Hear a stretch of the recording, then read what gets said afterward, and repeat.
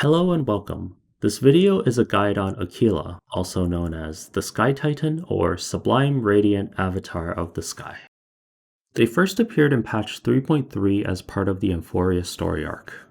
And as of the current patch 3.7, they've returned as a final boss in the Anomaly Arbitration endgame mode. This is a standard pattern where bosses that you encounter throughout the story often reappear in endgame modes on a rotation. In this video, I wanted to try something new and focus on just the core boss mechanics themselves. I hope this will give you good information on planning out clears with your own characters, because in my opinion, a big aspect of Star Rail is about making the most out of the characters you currently have or enjoy playing the most. Aquila has 3 phases in total. If you haven't looked into the fight previously, it can seem very intimidating because the boss changes so much visually from phase to phase. Which might make you think, wow, this is so complicated, I have to learn new mechanics for all 3 phases. But that's actually not the case, and there are a lot of similarities between the different phases. So let's set the stage and call out a lot of common things that will be relevant throughout the entire fight. Throughout the entire fight, the boss has 2 major mechanics. The first is a summoning and damage sharing mechanic. The boss will spawn in with and occasionally respawn some extra targets. When these targets are damaged, they will also copy that same damage onto the main boss. This also applies for overkill damage, so even if a summon is at 1% HP, it will still transfer the full damage of the attack back to the main boss. This is balanced out by the summons themselves not being very tanky relative to the boss. Making good use of these summons is by far the most important thing in this fight, and if I had to put a number on it, this is about 85% of the optimization. The second major mechanic are the different field effects that are active throughout each phase. They're packaged in different forms, but the field effect is always associated with some kind of gauge. Generally, the boss's actions cause the gauge to increase, while your actions in killing the summons, for example, cause the gauge to decrease. Stacking up the gauge increases everyone's damage potential, so the boss takes more damage from you and you take more damage from the boss. However, you might have noticed at this point that I said killing the summons actually decreases the gauge. So you might think it would be a good strategy to ignore the summons and keep them alive so that the gauge remains high. But as mentioned previously, I want to stress again that the main focus should still be on the summons themselves, where whatever happens to the field effect, you just let it happen. If you play around the field effect, you might be able to get, say, 10, 20, 30% more damage overall. Whereas when you play around the summons, you're talking about 3x, 5x damage increases overall. So my overall recommendation is that you can still keep the field effect in mind for smaller optimizations, for example, using an ultimate after the boss raises the field effect gauge. But don't lose sight on the bigger picture about what actually contributes the most to damage. For the boss abilities themselves, during each phase, the boss always loops between 3 distinct movements, so 1, 2, 3, 1, 2, 3, and so on. The first and second movements are always combos, where the boss technically uses 2 skills back to back each time. The third movement is always some kind of big ultimate that scales with the current field effect gauge. In terms of the 2 major mechanics, every boss movement also respawns certain summons. To be clear, this never heals any summons that are already on the field, it only respawns those that are fully dead. And for the field effect gauge, usually it's raised by a small amount, but for bigger attacks, the boss can also consume it to deal damage. When entering battle, Aquila action advances itself by 50%, which means its first move comes out much faster.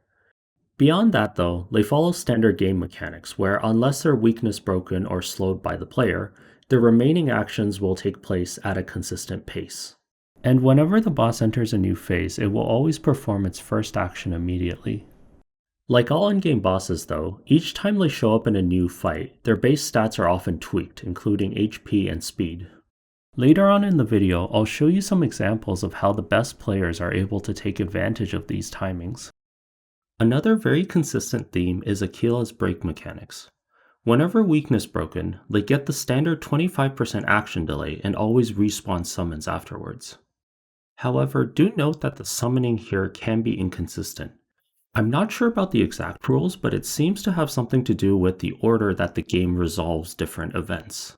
Where in particular, if the boss ends up breaking from a big attack that kills the spawns at the same time, they sometimes won't respawn, although sometimes they will. When the boss recovers from break, they always resume their loop from a fixed point. In phases 1 and 2, their next action will always be their move number 1, and in phase 3, their next action will always be their move number 2. And some final comments on breaking. Killing summons will also deal extra toughness to the boss, and in higher difficulties, the boss may be weakness locked and won't be breakable until you kill a certain number of summons to begin with. In general, breaking offers a good opportunity to get extra spawns on demand. Finally, one last note before we jump into each phase in detail. Aquila's main weakness types are physical, ice, and quantum. But rather than memorizing weakness types, I think a more meaningful way to understand it is in the context that the boss was released in. It is a common pattern that when bosses are first released, their mechanics tend to line up with the currently pullable characters in a way that generally favors their kits and makes them look good. I bring this up because I'm not sure how far into the future you're watching this from. The context here is that in the current version 3.x, there's a heavy focus on the Remembrance Gang, consisting of quantum, ice, wind elements with a lot of AoE damage and healing. Other characters released alongside them include Herda, ice element with a lot of AoE, Tribi, quantum element with a lot of AoE, and Phynon, physical, also with a lot of AoE. And so just from the high level stuff we've been talking about so far, I hope it doesn't come as a surprise to you that the boss favors AoE damage and good sustain teams, and it'll actually hurt your damage if you break or delay the boss too often because they won't be able to do their spawning mechanics. I don't blame you if your reaction right now is, okay, well, this sucks. But the flip side is that there's always potential to clear with characters that the devs might not have expected or that others would consider non-meta. And I personally find a lot of fun in that. Now, let's get into the phases. We're in phase 1 when we first enter combat. Aquila spawns in with 2 summons. For this video, let's call these types of summons drones. The phase 1 field mechanic is called temperature. At the start of each character's turn, temperature ticks up and deals a slight amount of burn damage. The way that temperature increases everyone's damage, it seems, is that every 1% temperature gives 1% damage, which I say as a specific Star Rail term, meaning that it's part of the same additive group as elemental damage, skill damage, and so on. When the boss or summons act, they also increase temperature, and killing any summons decreases temperature. Now, because the summons are much more important, from this point forward I'll leave out mentions of field effects when describing boss movements, but just know that there's generally a small effect each time, and you can check the in-game skill descriptions for the details. For its first move, the boss uses a combo of 3000 Leagues Ablaze and Flame Beyond the Horizon, which are 2 wing sweeps, one going left to right and the other going right to left. Relative to our perspective, the first sweep adds 1 extra summon left of the boss, and the second sweep adds another summon to the right of the boss. Let's call these summons balls. After this combo, on the boss's side we'll have 2 drones, 2 balls, and the boss itself, which is the maximum number of targets. These 2 skills may look similar, but they act very differently. The first skill is a so-called distributed bounce attack, where individual hits are split among your characters, prioritizing those who haven't been hit once yet, similar to an Axis skill. Each hit regenerates 5 energy for a total of 30, and this can be a cause of inconsistency if you're relying on certain characters to get just enough energy. The second sweep is a plain AoE attack that generates 10 energy per character hit. Like most boss skills, both of these are affected by energy regen rate. You might notice here that the first move only summons or restores the balls. Even if we were very fast and killed the drones before this first move, because that's what the boss spawned in with, we would find that the boss will just be together with 2 balls after performing its first move. And this is an interesting detail to notice for phase 1 and phase 2, where the balls respawn more often than the drones. For the second move, Aquila first uses Exhalation of the Month of Everday, which is an AoE slam that slightly delays everyone on the team. Relating to the summons, this one skill restores both balls simultaneously. The next skill immediately following is Splendor like clouds cresting the sky. Kind of tongue twister. This doesn't do any damage and is more of a visual show to say that the boss's third move is going to do a very big hit. Relating to summons, this skill restores both drones and is actually the only skill in the boss's phase 1 rotation that does so. And at this point, any hits that you make onto the boss or the summons will reduce the damage from the boss's third move. The third move is the boss's big ultimate, large damage to everyone on the team and restores both balls. In terms of break, in phase 1, whenever the boss is weakness broken, they'll restore both balls, although as mentioned, it can be a bit glitchy. Afterwards, when they recover from break, their next action will always be move number 1. Going into phase 2, the boss movements are essentially identical, but now there's just a different field effect. The new field effect is called Thundercloud. It increases everyone's damage by acting as a pool of burst. If you think about it in real life, it's like building up static electricity and then having it go zap all of a sudden. When you kill summons or break the boss, the Thundercloud stacks will be used to damage the boss. But if you can't do that in time, the boss will use the Thundercloud stacks instead to damage your team. The first move is still a bounce attack followed by an AoE. The second move is still an AoE, and the third move is still the big ultimate. All the moves still respawn the same types of summons as they did in phase 1. And the summons from weakness breaking are also the same. Going into phase 3, the boss starts just by itself. The 2 drones and 2 balls, which previously provided 4 extra targets in total, are now capped at just 2 spines. The spines themselves also have lower HP, so overall, the phase is a lot harder to optimize for and more reliant on brute force damage. The main field effect is now Black Tide Sync Rate, which gives everyone extra true damage on hit. Unlike the typical true damage boosts you get from characters though, this one seems to be a bit weird in that it's not just a percentage of your original damage, but rather some kind of extra damage that scales off the stage or the boss's HP. I was getting pretty inconsistent numbers when trying to figure it out though. In addition, there are now 2 extra effects that move alongside your characters.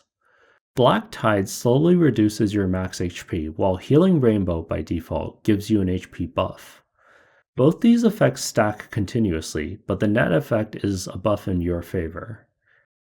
In the current 3.7 Anomaly Arbitration, you're able to select the buff to get from Healing Rainbow, which includes the typical attack, damage, HP boosts. Healing Rainbow also advances itself whenever characters act, where if a character uses a skill and then an ultimate, that counts as 2 actions.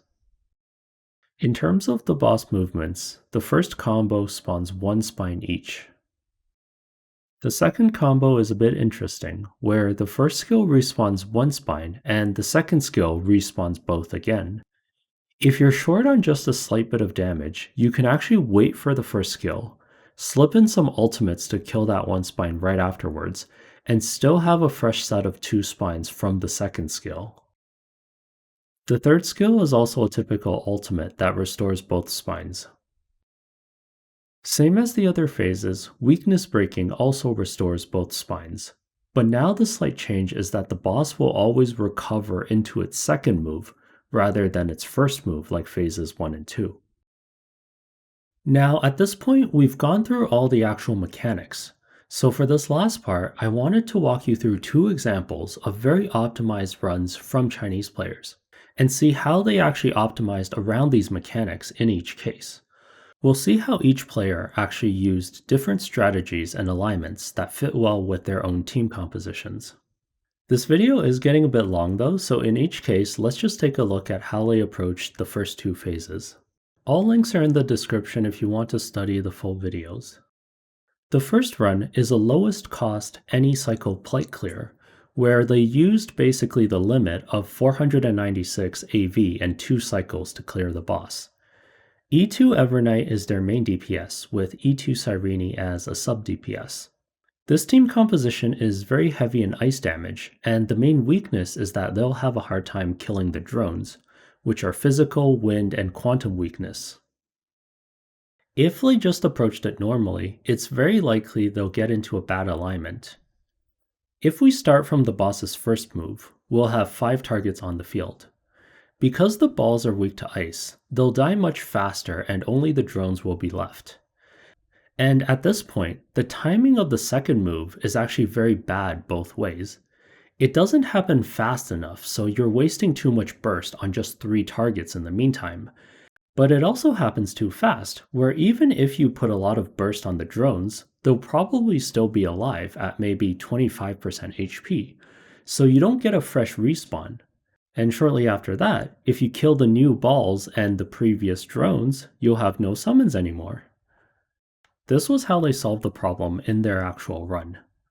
If we start from the beginning again, the boss makes its first move, which summons the 2 balls. At this point, there are 5 targets on the field. Start bursting with AoE and the 2 balls die naturally because they're the weakest. At this point, the trick was to break the boss to summon 2 more balls. Now there's 5 targets again on the field. Keep doing damage, 2 balls die again. At this point, remember that breaking the boss in phases 1 and 2 always restarts the loop from the boss's movement number 1. So the boss does its movement number 1, which spawns 2 more balls, and we keep doing damage. Notice how things are different this time around. Because our team is good at killing the balls, our rotation happened to give us 3 sets of balls to kill. And because the team is not good at killing the drones, we were able to push back the boss's move number 2, which is the one that respawns them, so we now have enough time to kill them. Right after the boss makes its second move, some final ultimates on all 5 targets brings it into phase 2. Note that a very common strategy in general is to finish off each phase right after the boss makes its move, because at that point in time, you'll have the maximum number of targets to hit. And because the boss always moves immediately when entering the next phase, you're basically starting the boss's new rotation as early as possible. In phase 2, the underlying problem is still the same with the tanky drones, but the difference now is that they don't have enough damage to break the boss early on.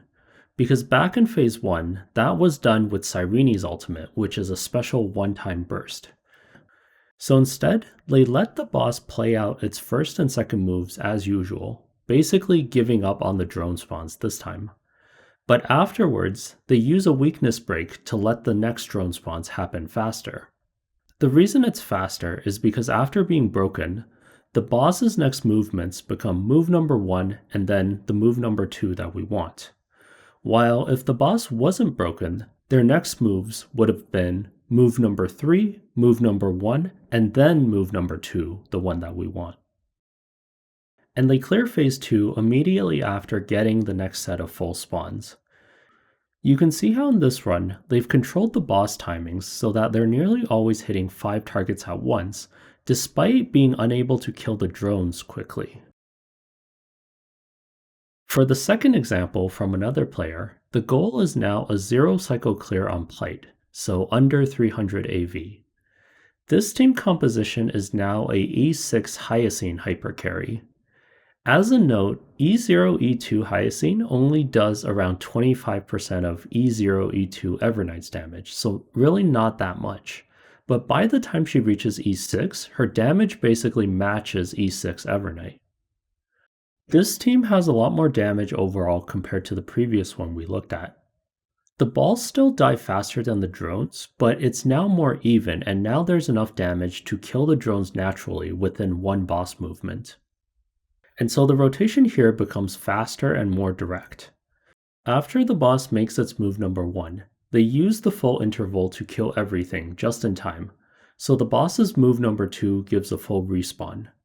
And as they continue attacking, even when the balls die slightly earlier, at this point the boss has taken enough toughness damage that it just gets weakness broken immediately, so there's no downtime in having 5 targets to hit. And they end up entering phase 2 at exactly the same action value without any wasted timing. For phase 2, they end up getting the same alignment, where they kill everything fast enough for move number 2 to give a full respawn, and then it's just 5 target AoE into break into phase 3. Thank you so much for watching, and I hope the information was helpful. I know there's only around 2 weeks left in this anomaly arbitration cycle, because the video took a lot longer than I expected to make. But I would be happy if even one person out there got some use out of it. Have a nice day, and I'll hope to see you again next time.